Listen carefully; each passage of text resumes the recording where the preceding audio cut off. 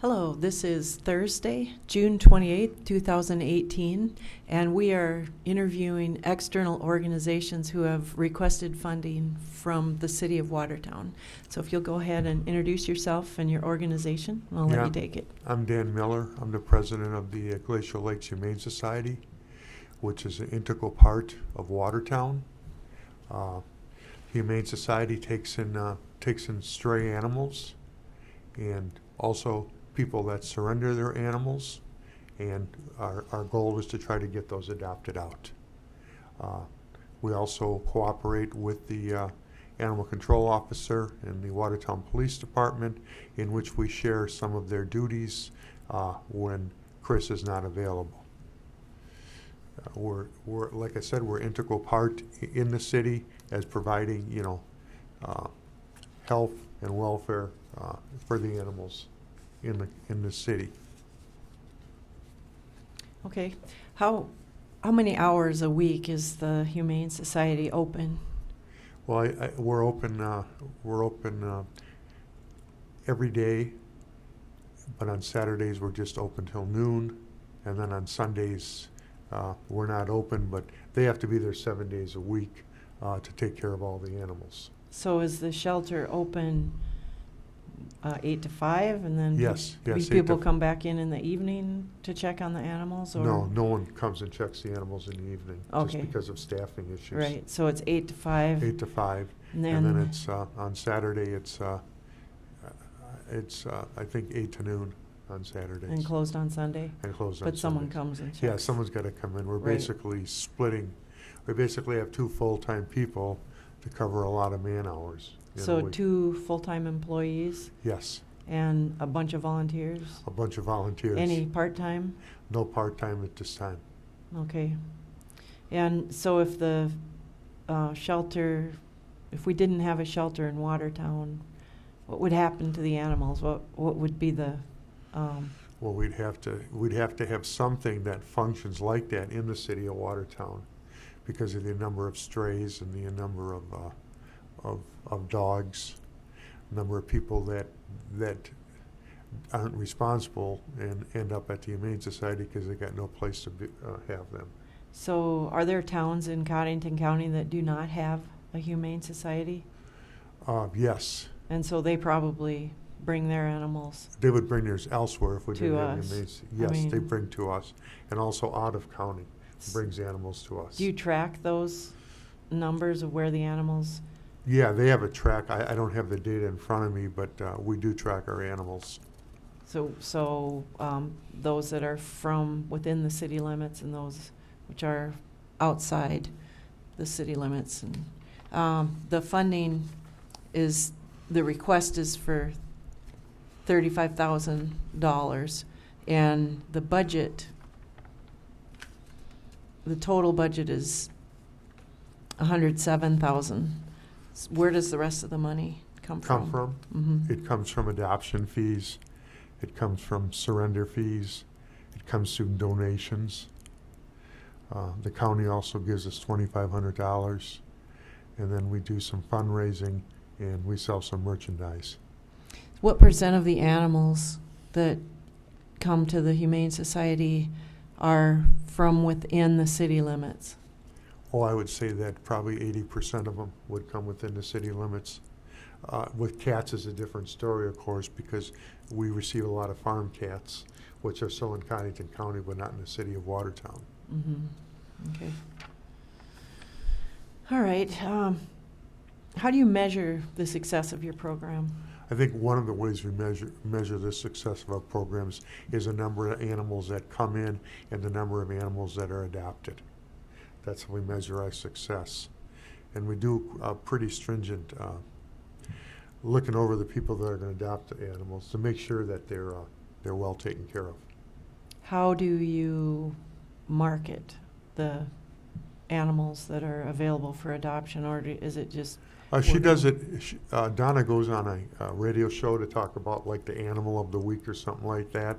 It's also in the public opinion, the animal of the week. That's how we tried to get the animals adopted. Most of our dogs are always adopted. And we are running like a senior program in which seniors could take an older dog, because obviously the dog is less active and so is the senior. Mhm. That's kind of a neat program. We provide education programming for kids at the Humane Society about caring for animals, knowing how to care for animals, and just empathy we have for animals. What's your greatest challenge? I think our greatest challenge is staffing, and I think long term we really have to look at possibly a new building that the Humane Society would need. It's kind of a hodgepodge right now. Who owns the building?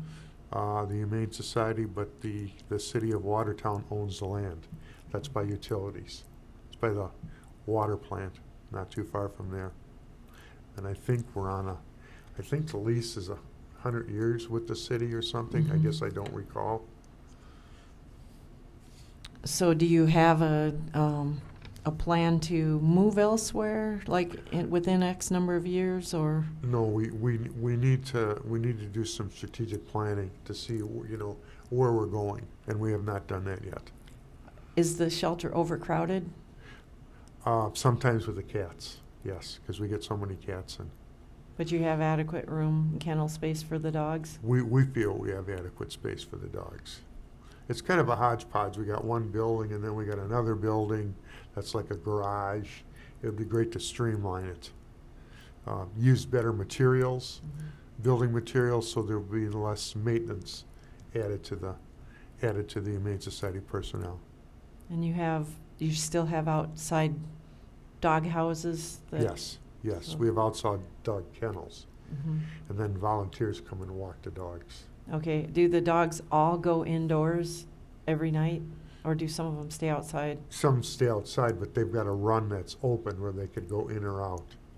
Okay. In the wintertime, do all of them stay inside? Yes, Okay. and that's another, I think we've kind of taken care of it, but there was quite an energy efficiency that we were lacking there because of insulation in the building and just because of inadequate heating, and we've tried to reduce some of those things. We redid the kennels last year in the Humane Society, which needed better material for caging and better material for the block work. Mhm. So it sounds like you kind of have in your mind, if not written down, a vision for what you'd like. You'd like to move to a bigger facility with more room, or? I don't know if we necessarily have to have more room. We'd have to look at the trends, but I think what we do is we need a more, let's say, updated building. Oh, okay. You know, like using, say, burnished block opposed to split face block. Just cinder block. The caging could be redone. More caging, you know, maybe using a different product. Getting a better ventilation system, I think, would improve the quality of air in there too.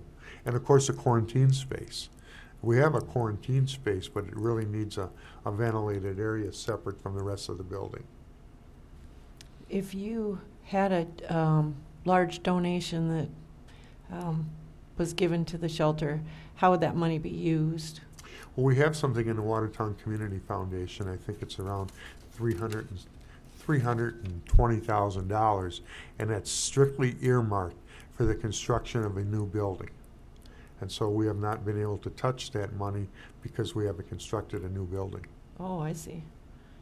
And would that be your number one priority? If money weren't an object, you'd build a new building? I think I would like to construct a new building.